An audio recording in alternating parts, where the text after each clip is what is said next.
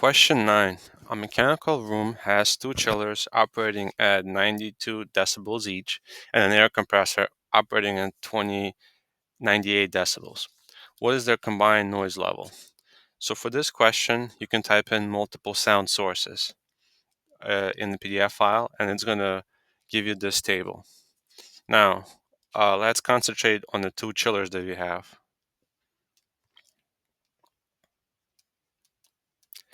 So these chillers each operated 92 decibels. So let's just write this down, 92 decibels for each chiller. Now the difference between these two values is 0. So if you look at combining the difference, it says if you have 0 to 1, it's 3, and you add it to the highest source. So we add plus 3 to the highest source, which is 92, we get 95 decibels.